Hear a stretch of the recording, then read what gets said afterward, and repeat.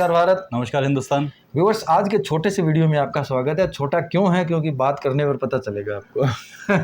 क्यों अभिषेक? बिल्कुल दोस्तों, आज का जो टॉपिक है वो है एक वर्ड है लीगली एडल्ट्री या जिसे ज़ारता बोलते हैं उसके बारे में। तो क्या कहना चाहते हो अभिषेक इस टॉपिक पर आज? दोस्तों इसके बारे में ये बताना चाहते हैं कि एडल्ट्री जो वर्ड है वो पहले क्राइम था, ऑफेंस था, जिसका आईपीसी में और अब बीएनएस में अब नहीं है। आईपीसी जो था पुराना कानून, अब कानून बदल गए हैं, हटा दिया गया है। बीएनएस में उसको हटा दिया गया है और हटाने का रीज़न जो था वो ये था दोस्तों कि सुप्रीम कोर्ट ने इसके ऊपर कुछ समय पहले अपनी एक लॉ प्रोवाइड किया था। उसमें कहा था कि एडल्ट्री को एज ए ऑफेंस नहीं माना जाना चाहिए। तो उसके बाद में जो बीएनएस नया एक्ट लागू हुआ उसके अंदर से इसको हटा दिया गया है और आईपीसी में भी ये था पर उसका कोई औचित्य नहीं रहा था, वो महत्वहीन हो चुका था। तो आज टॉपिक जो है अपना यही है। तो अभिषेक, सुप्रीम कोर्ट ने इसको तो हटा दिया है, अब रही बात इसकी और क्या पोजीशन है? मतलब क्या किसी को इसका ये एक डिफेंस के तौर पर कहीं काम आता हो या अटैक के तौर पर काम आता हो? दोस्तों टॉपिक ही ये है कि क्या सुप्रीम कोर्ट ने जो एडल्ट्री को या ज़ारता को हटा दिया और अब बीएनएस में इसको कोई जगह नहीं दी गई है, तो क्या ये हर जगह से लॉ में हट चुका है या इसका अभी भी कोई अस्तित्व है? तो इसके बारे में चर्चा करते हैं। मैं यही कहना चाह रहा था कि कहीं कोई इसकी पोजीशन अभी बची है कि नहीं बची है। बिल्कुल दोस्तों, ये वर्ड जो है एज ए ऑफेंस जो है इसको कोर्ट ने हटा दिया, अपने जुडिशरी ने इसको हटा दिया, या अपन कहें अब बीएनएस आने के बाद में इसमें एक्ट में से भी हट गया।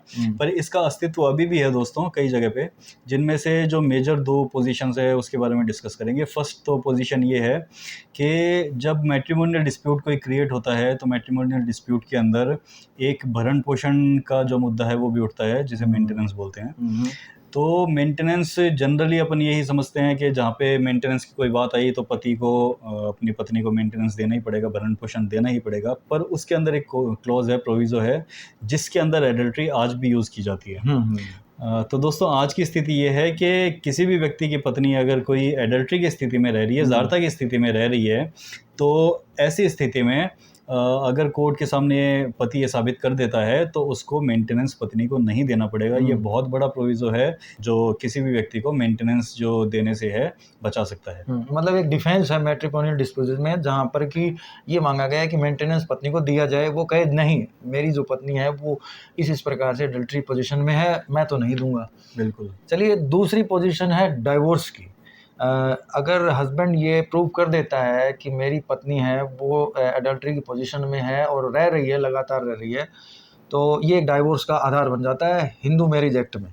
बिल्कुल दोस्तों, जो हिंदू मैरिज एक्ट में डिवोर्स के ग्राउंड दिए हुए हैं उनके अंदर एक ग्राउंड ये भी है, जो आज भी एडल्ट्री को ऑफेंस हटाने के बाद में जो हिंदू मैरिज एक्ट के अंदर है वो डिवोर्स का ग्राउंड अभी भी है कि अगर कोई भी ये साबित कर देता है कि उसका पार्टनर जो है वो एडल्ट्री की स्थिति में रह रहा है, तो ऐसी स्थिति में ये एक डिवोर्स का ग्राउंड है और अगर ये साबित कर देता है तो उसको डिवोर्स जो है वो ग्रांट हो सकता है। तो व्यूअर्स, वीडियो छोटा सा ही रहने दें या और बड़ा करें, बताओ?